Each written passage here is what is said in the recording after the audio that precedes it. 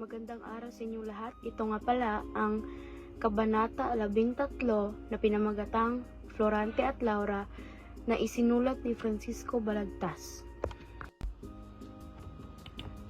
Talasalitaan. Number 1. Inamo. Ang inamo ay ang paggawa ng paraan upang mapasunod o mapalapit ang isang tao o hayop sa pamamagitan ng mabait na salita, mahinahong kilos at pagpapakita ng lambing. Ang halimbawa ng inamo ay: inamo ng bata ang kuting sa pamamagitan ng mahinang paghawak at pakikipag-usap dito. Number 2. Umidlip.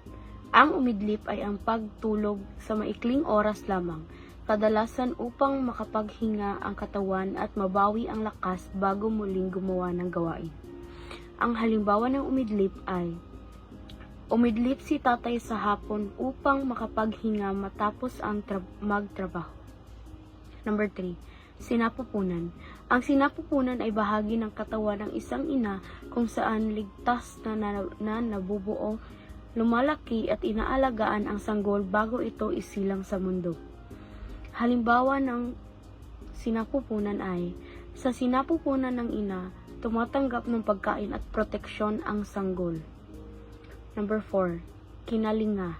Ang kinalinga ay ang pag-aalaga at pagbibigay ng atensyon sa isang tao o hayop na ginagawa ng may malasakit, pagmamahal at pag-iingat upang siya ay maging ligtas at maayos.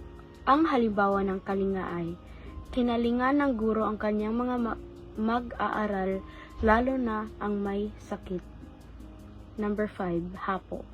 Ang hapo ay ang kalagayan ng isang tao kapag siya ay labis na napapagod dahil sa paggawa ng mabigat na gawain. Kaya siya ay mabilis na humihinga at nahihirapang magsalita o kumilos.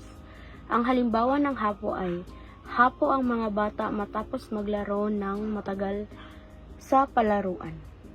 Ang mga sumusunod naman ay ang tauhan at tagpuan sa Kabanata 13. Unahin natin sa tauhan. Ang pinakaunang tauhan sa Kabanata 13 ay si Florante. Siya ang inalagaan ni Aladin sa kabanatang ito. Siya ay mahina at hapo, kaya hindi makakilos ng maayos. Dahil sa pag-aalaga ni Aladin, muli siyang nagkaroon ng lakas at lubos na nagpapasalamat sa kanya.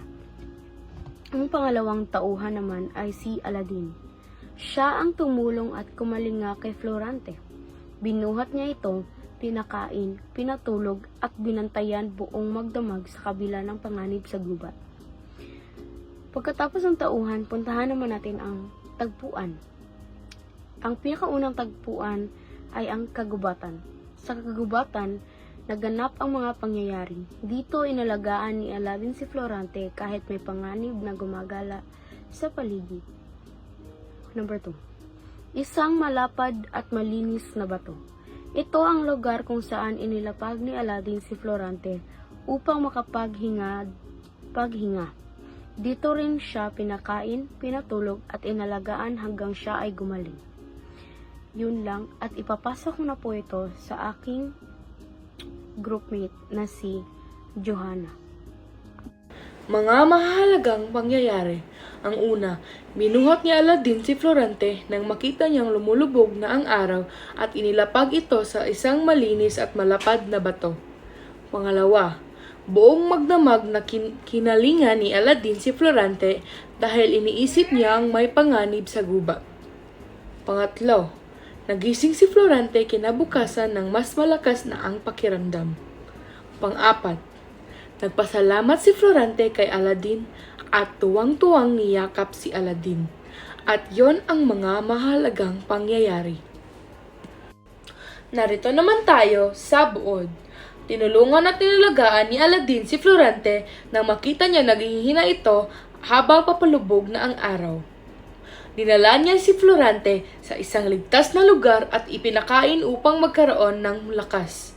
Habang nagpapahinga si Florante, buong magdamag siyang binabantay at kinalingan ni Aladin dahil sa panganib sa gubat. Kinaumagahan, nagising si Florante na mas malakas na ang katawan at taos-pusong nagpasalamat kay Aladin sa kanyang kabutihan. At yon lang ang buod. Narito na naman tayo sa panghuli, ang konklusyon. Ipinakita ng pangyayaring ito ang tunay na kahalagahan ng pagkakaibigan, kabutihan at pagtulong sa kapwa. Sa kabila ng panganib sa gubat, hindi iniwan ni Aladdin si Florante at buong puso niya itong inalagaan. Dahil sa kanyang malasakit, muling lumakas si Florante.